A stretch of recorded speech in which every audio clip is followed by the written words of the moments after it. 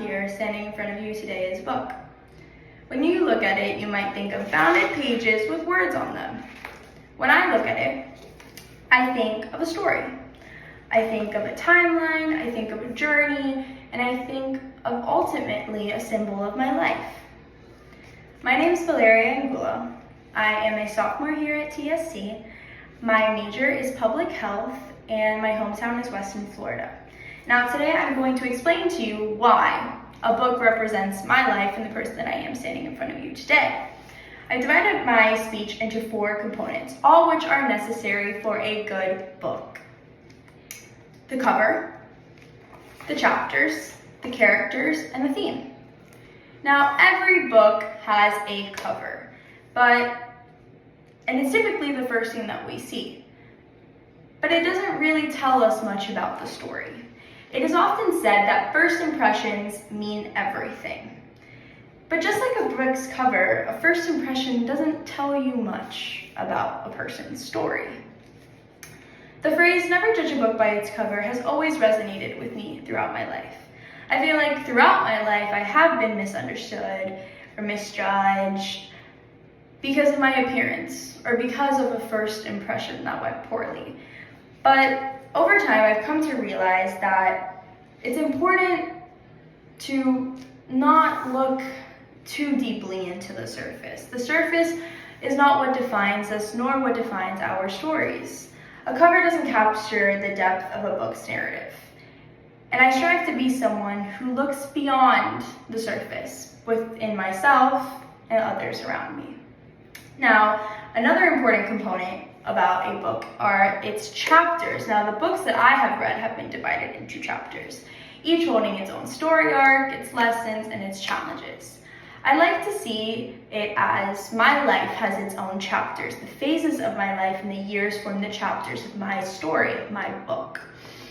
Some are filled with triumph and others with failure. Along the way, I laugh, I cry, I make mistakes, and I learn. Each chapter builds upon the other, forming me into the person that I am today. Now, the most important, in my opinion, the most important element of my book, of my story, or any book really, are its characters. The characters, in my opinion, bring life to stories. And in my life, that is no exception. Now, some characters are minor characters and only have a small significance or small impact, like that girl that sat next to me in math last semester. But then there are the main characters, the people that have been there all along or have been there for big moments of your lives. Now in my life, I consider that to be my inner circle, my family, my parents, my step-parents, my 5 younger brothers, and all of my best friends.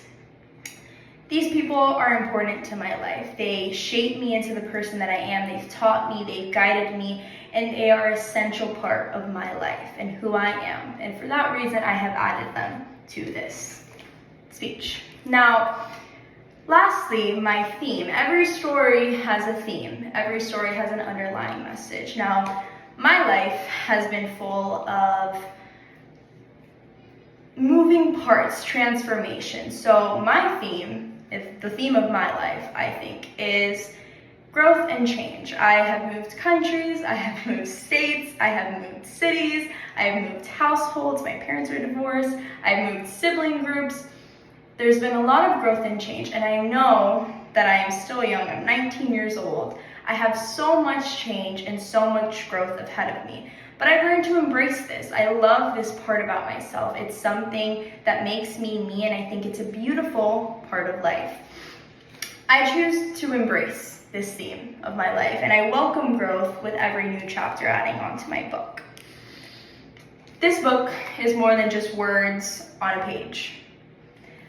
It's a journey filled with lessons, meaning, and growth. It represents the cover of my life, the chapters of my story, the characters who have shaped me into the person that I am today, and the themes that have run through my experiences.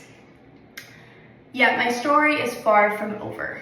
Like any good narrative, I am very excited and hopeful what is to come and what is to learn.